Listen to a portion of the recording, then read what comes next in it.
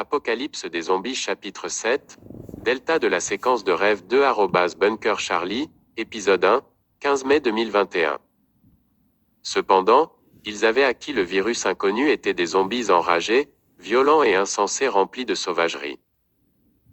Tout ce qui leur était arrivé, qu'il s'agisse de sous-produits d'une expérience sur les risques biologiques qui avaient mal tourné ou qu'ils aient respiré trop d'air toxique, les avait amenés à tuer et à dévorer tout être vivant qu'ils rencontraient, y compris les humains. Nous les avons désignés comme des choses affligées.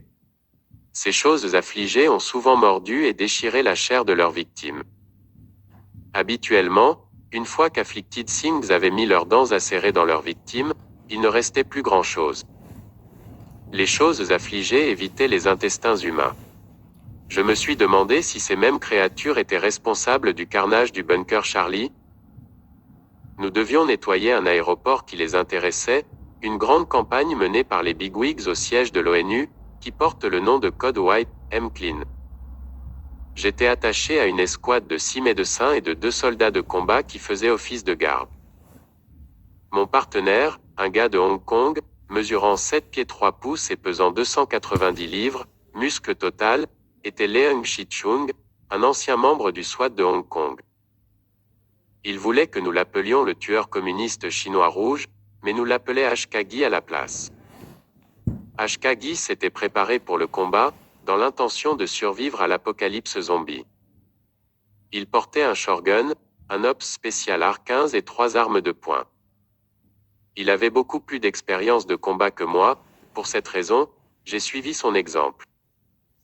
3 escouades de combat sont entrées dans l'entrée du terminal 1 pour nettoyer les choses affligées. Une foule d'autres escouades avait été chargée de nettoyer d'autres parties de l'aéroport. Les gros bonnets du QG de l'ONU voulaient que l'aéroport international d'Incheon à Séoul soit dégagé des choses affligées pour que l'aéroport puisse à nouveau fonctionner. L'escouade médicale était à 20 mètres de la 3e escouade. Jusqu'à présent, rien de dramatique ne s'était produit. La radio du médecin-chef était remplie de cris et de cris, accompagnée d'un horrible tollé d'agonie et la détresse. Firefly HTS ont éclaté alors que toutes les autres escouades ont dégagé chaque partie de l'aéroport. On aurait dit que nos gars prenaient de gros coups. Des demandes répétées d'évacuation immédiate et d'assistance médicale ont été entendues de la part de presque toutes les autres escouades en train de nettoyer l'aéroport, accompagnées d'un pandémonium au milieu des combats. Les 6 médecins étaient des vétérans de ce type de conflit. Les cris ne les ont pas affectés. Leur sac à dos pesait le double de leur poids corporel. Chacun portait une arme de poing M9. Ashkagi était devant, les 6 médecins étaient au milieu et je couvrais l'arrière.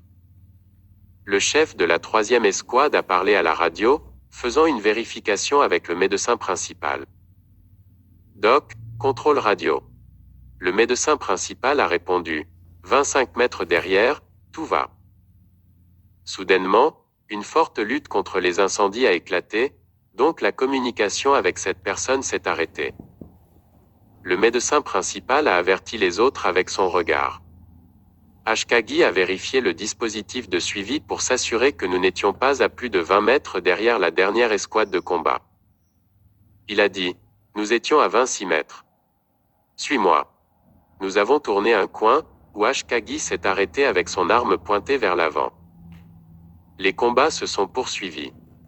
Les choses affligées ont crié quand les balles les ont déchirées. Le chef de la première escouade a lancé un appel de détresse au médecin. Le médecin principal a dit, en route. Avec Ashkagi à l'avant, nous nous sommes précipités là-bas, passant devant les 3e et 2e équipes, qui maintenaient leur position défensive. Aucun d'entre eux n'a eu besoin de soins médicaux à ce moment-là. Au coin suivant, l'entrée du couloir, des parties du corps des choses affligées jonchaient le sol, avec du sang acide. La grande majorité des choses affligées tombées étaient mortes d'une balle dans la tête. On nous avait donné des ordres stricts pour tirer sur les choses afflicted dans la tête. Il y avait une 50aine de ces choses dont la tête était soit abattue soit abattue. Leur corps était nu. Leur front était marqué par de très grosses veines. Entre ça et les impacts de balles, il était difficile de ne pas vomir. Le sang épais des Afflicted Things était également anormal rouge extrêmement foncé et épais comme de la colle, accompagné des fortes odeurs acides d'un produit chimique inconnu. J'étais presque sûr que ces choses affligées et les autres choses affligées étaient le produit final d'une expérience bio-dangereuse devenue folle ou bien une expérience qui avait donné des résultats favorables aux scientifiques fous nord-coréens, comme ils l'avaient espéré. Quoi qu'il en soit, les 3 escouades de combat, entre autres, avaient été mandatés pour tuer à vue sans faute. Être mordu par l'une des choses affligées était une mort garantie. Nous avons atteint la première équipe. L'un des soldats avait été mordu au cou avec un gros morceau de chair manquant, exposant les veines et les tissus adipeux. Ceux qui aidaient le soldat faisaient très attention de ne pas toucher son sang. Le médecin principal a évalué le soldat puis a dit à tout le monde de revenir. Le soldat était mort, mais son corps tremblait dans toutes les directions. Le médecin principal a fait signe à Ashkagi de lui tirer une balle dans la tête. Au moment même où Ashkagi a levé son fusil de chasse pour continuer, le chef de la première équipe l'a plaqué. Les deux ont commencé à se battre avec les autres qui regardaient. Les deux se remirent sur pied. Le chef de la première équipe a crié « Vous ne lui tirez pas la tête ». Ashkagi a poussé son adversaire contre un mur, agitant son doigt dans son visage. La taille du premier chef d'escouade était d'environ 5 pieds 6 pouces et Ashkagi dépassait largement les 7 pieds 5 pouces. Une fois que le plus petit a réalisé qu'il serait inutile d'essayer de se battre contre son ennemi, il a sorti son arme de poing et l'a pointée directement sur le visage de Ashkagi. Le médecin principal a crié « Enlevez votre arme de son visage, ou vous serez confronté à la cour martiale ». Le chef de la première escouade a utilisé sa main gauche pour sortir sa deuxième arme de poing qu'il a pointée directement sur la tête du médecin principal. Tout le monde resta immobile et regarda. Il a crié « Voyons comment tu aimes te faire tirer la tête ». Le médecin principal a crié « Ce type d'infraction vous fera pendre ». « Je m'en fiche », répondit-il. « Personne ne va tirer sur la tête de l'un de mes soldats. » Le médecin principal a crié « Arrêtez-vous ». Le chef de la première escouade a tiré un coup au-dessus de la tête du médecin principal. Ces autres membres d'escouade ont pointé leurs armes sur nous 8. Nous leur avons pointé nos armes. Si une décharge accidentelle s'était produite avec un côté en supposant que l'autre avait tiré en premier, cela signifierait un bain de sang. Les deuxième et troisième escouades se sont précipités au son d'un coup de feu. Les 2 escouades se figèrent dans leur élan avec leurs armes baissées. Le chef de la deuxième escouade a crié « N'était pas l'ennemi l'un de l'autre. Ces choses sont l'ennemi. Tous les 19 d'entre vous, démissionnez. » Il cria. Personne n'a écouté. Qui serait le premier à craquer sous la pression? Vous tous, démissionnez, ou je vais personnellement escorter chacun d'entre vous pour être traduit en cour martiale, a averti le chef de la deuxième escouade. Tous les 19 sont restés inébranlables, les armes levées. Personne n'a répondu.